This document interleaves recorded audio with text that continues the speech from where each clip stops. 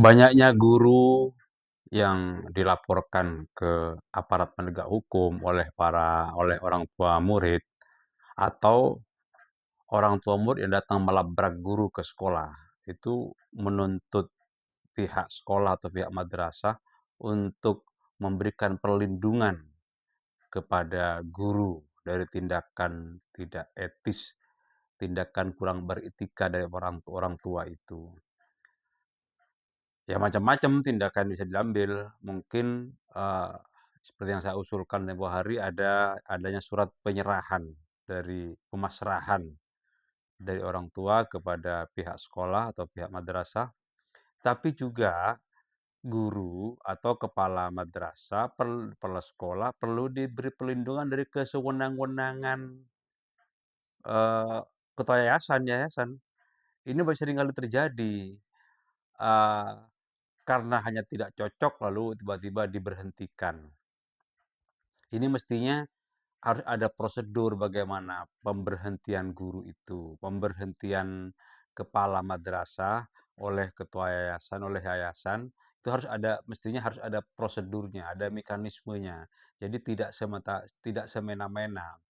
Karena ada peristiwa begini, guru guru kepala madrasah sepanjang tahun, sepanjang hari semua yang dilaporkan diterima, lalu dipecat tiba-tiba dengan tuduhan korupsi.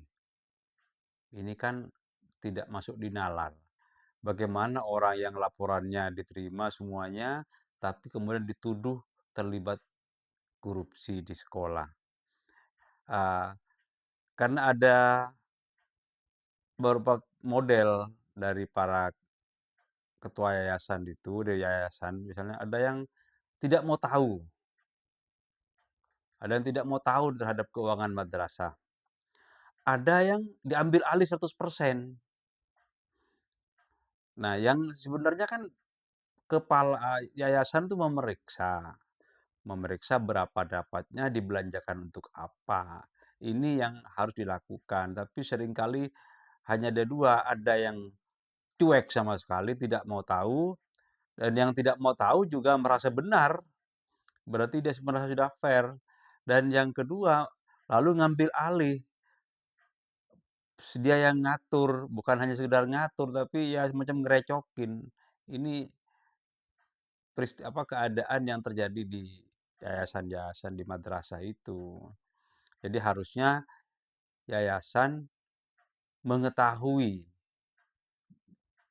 madrasahnya atau sekolahnya dapat berapa, keuangannya harus tahu, keluar masuknya uang harus tahu. Nah, itu yang harus terjadi. Tidak dibiarkan sama sekali lalu begitu dengar laporan tiba-tiba ada main pecat gitu. Atau yang ngambil alih itu sama tidak bagusnya. Jadi yang benar kepala sekolah, yayasan harusnya memeriksa keadaan keuangan. Ini juga untuk menutup peluang umpamanya ada dari keinginan-keinginan yang kurang bagus mungkin dari kepala sekolah yang berada di naungannya. Kalau kata orang, walaupun orang jahat, tapi selalu dalam pengawasan mungkin dia tidak akan melakukan rencana jahatnya. Tetapi walaupun dia orang baik, kalau diberi peluang terus-menerus, lama-lama ya tergoda.